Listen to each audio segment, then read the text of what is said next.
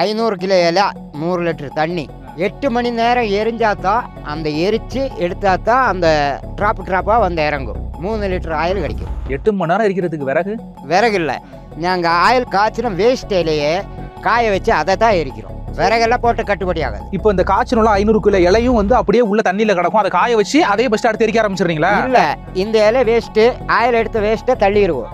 அதை காய வச்சு இந்த வேலையில் வச்சுருக்குல்ல, இதை வந்து புகையை அடிக்க அதை காஞ்சிரும். அதை எடுத்து தான் எரிக்க யூஸ் பண்ணும். இது வந்து இப்போ 8 மணி நேரம் எரியணும். அந்த அளவுக்கு ஹீட் ஆகுனா தான் ஒரு 3 லிட்டர் ஒரு ஆயில் நம்மளுக்கு கிடைக்கும்.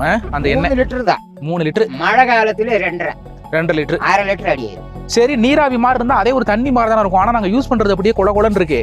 நீங்க இந்த நீராவி ஆகப்பட்டது கூலிங் ஆகி வரும்போ அடியில் அதான் ஒரு பாத்திரம் வச்சிருக்கு, அந்த பாத்திரத்தில் விழுகும்போ தண்ணி அடியில் நின்றுடும், தைலம் மேலாத மிதக்கும். எதுவுமே கலக்க மாட்டீங்களா? எதுவும் இல்லை, அப்படியே டப்பா வச்சு தனியாக மேலாக மோந்து எடுத்து வடிகட்டி ஃபில்டர் பண்ணி வைக்கிறது தான் அங்கே கடையில். ஓ, நம்மகிட்ட கலப்படம் இல்லை.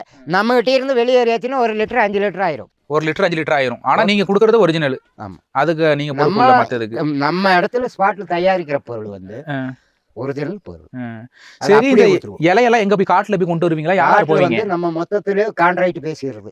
ஒரு ஏக்கரை 10,000 15,000 பேசிடுறது. அது மொத்தமாக ஒரு 100 ஏக்கர் 50 ஏக்கரை பேசி வச்சிருவோம். அதுக்கு ஆளை வச்சு இப்போ இலை வெட்டி காய்ச்சி எடுக்கிறது தான் அவங்கக்கிட்ட. அவங்களுக்கு எப்படின்னா 1 லிட்டருக்கு 500 ரூபா கொடுத்துருவோம். சரி, இலை வாங்கி கொடுத்து அவங்களுக்கு 1 லிட்டருக்கு 500 ரூபா பேசிடுவோம். அவங்க நமக்கு இலை வெட்டி காய்ச்சி கொண்டு வந்து ஆயில் அளந்தா அவங்களுக்கு கூலி. எப்படி பச்சை இலையை விற்பாங்களா? எங்க சைடில் தான் ஆரஸ்வதி மரம் தானே இது. உங்கள் ஏரியாவில் உள்ள மரத்துல கீழே வந்துட்டு ஆயில் வராது. ஏன்? இந்த கிளைமேட்டுக்கு தான் மட்டும்தான் வரும்.